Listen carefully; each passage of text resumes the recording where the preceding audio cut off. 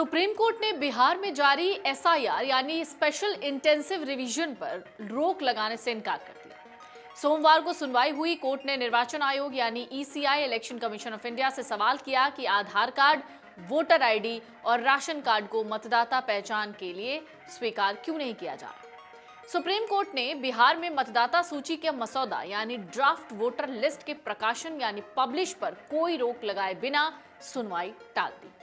अदालत विशेष गहन पुनरीक्षण यानी एसआईआर पर बहस की तारीख अब मंगलवार की सुबह तय करेगी। जस्टिस सुधांशु धूलिया और जस्टिस जॉयमाला बागची की पीठ ने कहा कि अगर फर्जीवाड़े की बात है तो धरती पर कोई भी डॉक्यूमेंट ऐसा नहीं है जिसकी नकल ना हो पाए।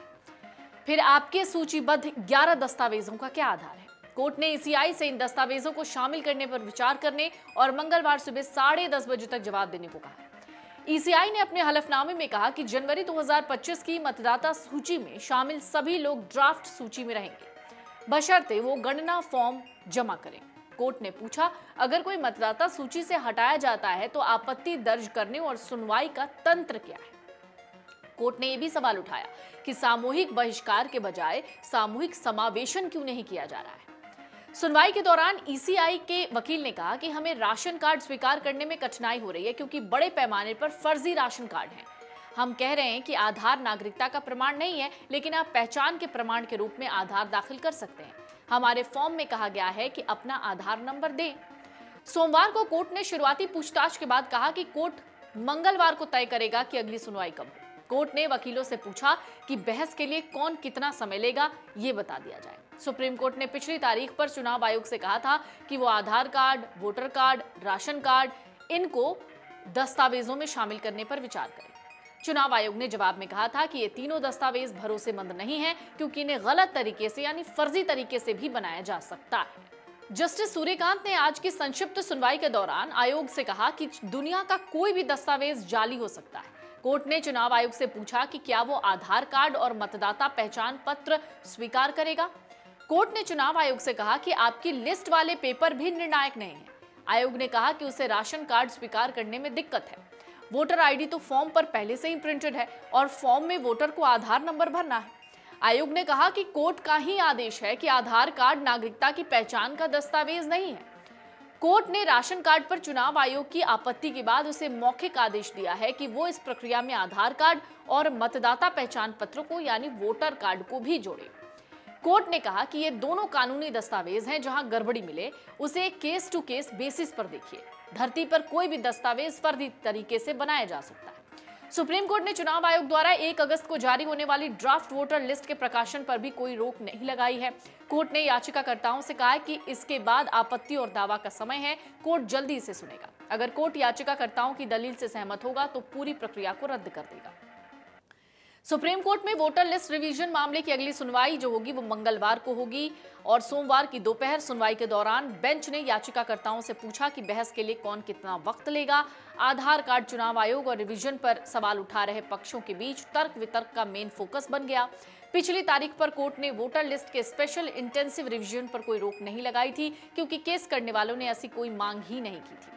इसकी वजह यह थी कि कोर्ट ने मतदाता सूची का पहला मसौदा यानी ड्राफ्ट वोटर लिस्ट जारी होने की तारीख 1 अगस्त से पहले सुनवाई की डेट 28 जुलाई दे दी थी। संसद परिसर में सुबह विपक्षी सांसदों ने एसआईआर रोकने की मांग को लेकर प्रदर्शन किया, जिसमें प्रियंका गांधी भी थी। विपक्ष लगातार वोटर लिस्ट रिवीजन के खिलाफ बोल रहा है। बिहार में इस मसले पर महागठबंधन ने बंद का भी आयोजन किया था, जिसमें राहुल गांधी भी गए थे। इन दलों का कहना है कि चुनाव आयोग वोटरों का नाम काटने के लिए बीजेपी के इशारे पर काम कर रहा है। चुनाव आयोग ने विपक्ष के तमाम नेताओं के ट्वीट और बयान का लगातार खंडन किया है। चुनाव आयोग ने रविवार की शाम एक बयान जारी किया था, जिसमें कहा था कि बिहार के 7 करोड़ 89 लाख मतदाताओं में 7 करोड़ 24 लाख वोटरों ने गणना फॉर्म भरकर जमा कर दिया है। ये संख्या 91.69% है। इस प्रक्रिया में 22 लाख मृत वोटर मिले जो 2.83% थे। 36 लाख मतदाता दूसरे राज्यों में बस गए जो 4.59% है।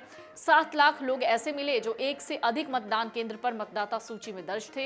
ये लोग 0.89% निकले। ये सब मिलाकर 100% यानी 7.89 करोड़ बनता है। चुनाव आयोग ने इसे पूरी तरीके से सफल अभियान बताया है। 1 अगस्त को आयोग ड्राफ्ट वोटर लिस्ट जारी करेगा, जिस पर आपत्ति और दावे के जरिए छूटे नाम निर्धारित फॉर्म भरकर जोड़े जा सकेंगे या गलत नाम को हटाया जा सकेगा।